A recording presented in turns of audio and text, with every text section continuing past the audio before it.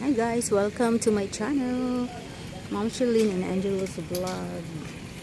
Ito dito ako sa amin guys, sa probinsya namin sa Maribohok, Bohol. Dito kami sa plaza with my sister. Namasyal kami ngayon. Ngayon ay December 24 guys, Bisperas ng Pasko. Papakita ko sa inyo yung situation dito sa plaza. Kasi dati 'di ba, maraming nagtitinda dito kasi may liga ng basketball. Ayun, pasok tayo dito sa mga food stalls guys. Kung makikita nyo, mingaw na, wala na masyadong tao, wala nang sarado na lahat ng tindahan. Ayan. Madilim na. Ito yung dating masaya na maraming nagtitinda dito. Sarado na. Madilim pa, wala ng ilaw, pero yung ito yun sa loob niyan, pasyalan yan. Yan ang Rizal Park dito sa pasyalan yan. Maraming nakaupo dyan. Mamaya papasok tayo dyan. So ipapakita ko lang sa inyo kung meron pa bang natitirang nagtitinda dito. Sarado na, wala na. Kay ate, wala na dito yung suki namin, wala na, sarado na. Pero mayroong nag-iisang tinda food stall guys. Mabenta kasi ito eh. Ito yung pinipilahan until now. Tchan-charan! Yung ice cream. Ha? Last man standing. Last man standing. Last food stall standing.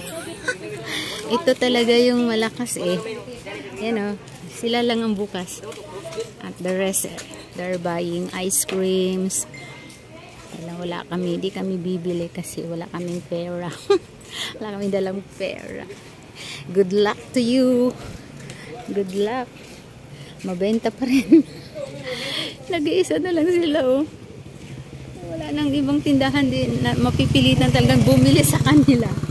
So, yun na lang guys ang natitirang tindahang open.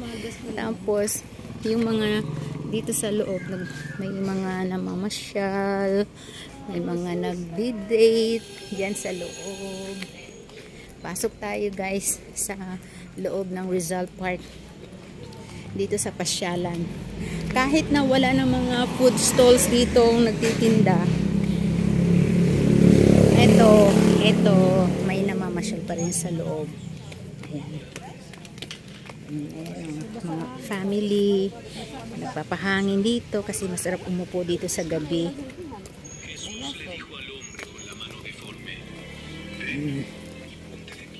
Okay. Wala na masyado rin kasi nasa mga bahay-bahay na nila naghahanda ng pagkain para sa Noche Buena. Nangilan-ngilan na lang ang nandito. Wala. Kami na lang dito at ilang mga kunting namamasyal. Actually, 3 pamilya lang ang nandito. Ano? Mingaw, tahimik. Ito yung naiwan na yung the Holy Family yan.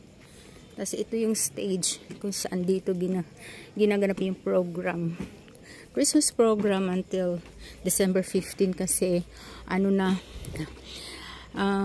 simbang gabi na kasi. Ayaw nilang napupuyat kasi magsisimbang gabi pa sila. Kaya hanggang December 15 lang yung dito ang Christmas program. Ito, naiwan na. Then next year, wala na mga ito. Alisin na yan, lilinisin na yan, itatabi na, itatago. Ayan, yung giant Christmas tree. Yan. Yung giant Christmas tree na yan. Unti-unti na yan maglalaho. Ganun naman talaga, diba? Malapit ng Pasko, mag-decorate na naman tayo. Tapos, ito alam niyo itong Christmas tree na ito guys, made of banig. Banig lang to guys, ayan. Ayan oh. Kita nyo, banig. Ayan oh. Banig yan hanggang dun. Tapos may, I think, solar Christmas light ito. Solar Christmas light. Parang solar Christmas light. O, di kuryente pa rin. Di kuryente pa rin. Ayan. Giant. Tapos yung paligid. Ayan. Ganda pa rin. So, lahat ng mga plants dito ay may mga Christmas lights. Ayun ang mga kabataan. No? Ayan. So, dyan sa kabila highway, daanan ng mga sasakyan. So, hanggang dito na lang guys. Merry Christmas everyone! Babu! Bye! Ingat! God bless!